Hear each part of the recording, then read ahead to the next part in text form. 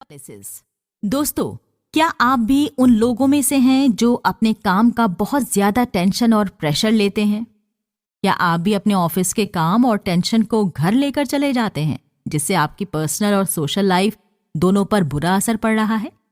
ये घबराने वाली बात नहीं है, लेकिन गंभीर जरूर है, क्योंकि हम में से ज्यादातर लोग ऐसा ही करते हैं।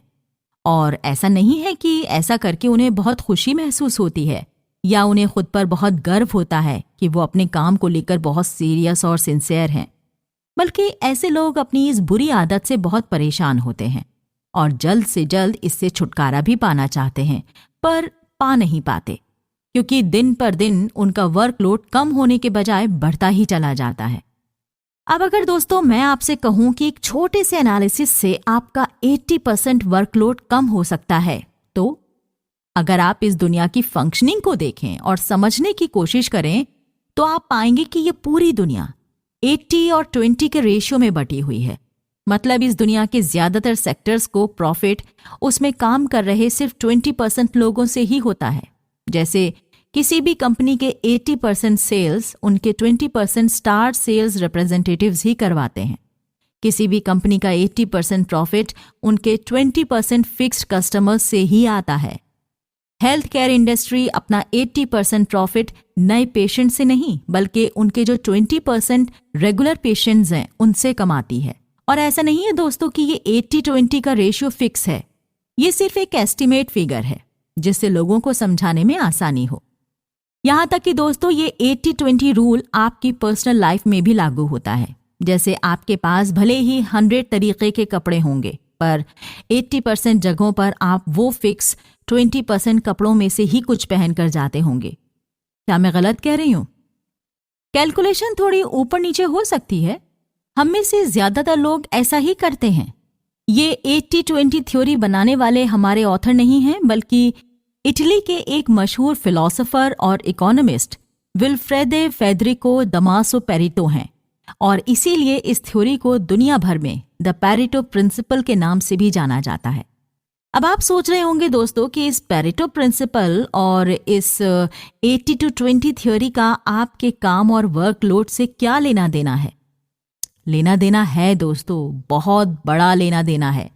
आपने कभी सोचा है कि आप जो दिन भर काम करते हो उसकी प्रोडक्टिविटी या रिजल्ट में किस काम का इंडिविजुअली कितना कंट्रीब्यूशन है?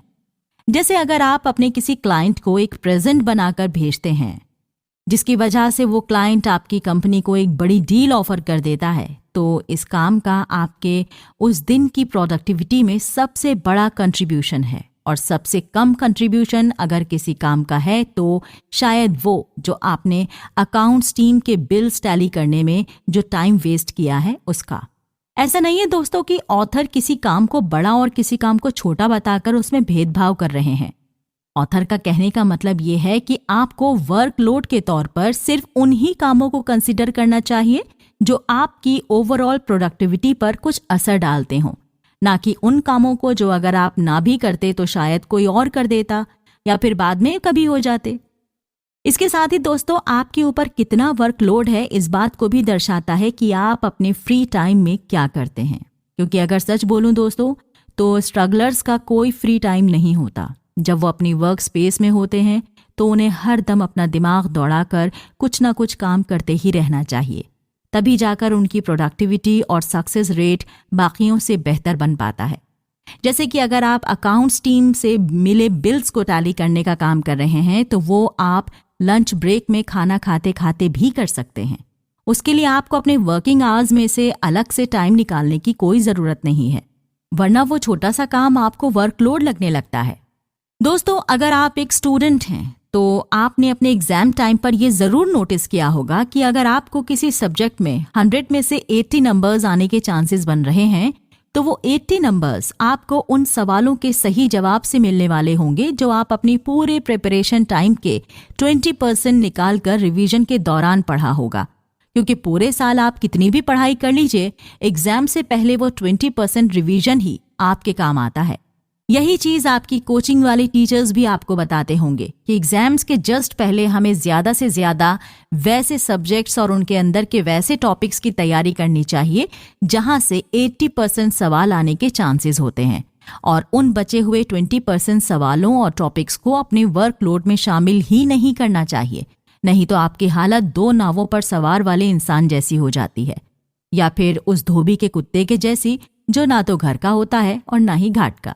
दोस्तों, गांधी जी ने अपनी ऑटोबायोग्राफी में लिखा है कि जिस दिन इंसान अपने लिए एक सही काम ढूंढ लेता है, उस काम की अहमियत को जान लेता है और उस काम को करने का सही तरीका सीख लेता है, उस दिन से उसके जीवन से सारे वर्कलोड खत्म हो जाते हैं। और दोस्तों, अगले चैप्टर में हम उन ऐसे 3 सवालों के बारे में जानेंगे जो हर उस इंसान को खुद से पूछने चाहिए जो लाइफ में कुछ अच्छा करके सक्सेसफुल बनना चाहते हैं, क्योंकि इन सवालों के जवाब पा लेने से आप हर हफ्ते के 8 घंटे तक या उससे ज्यादा भी बचा सकते हैं। तो बस बने रहिए हमारे साथ।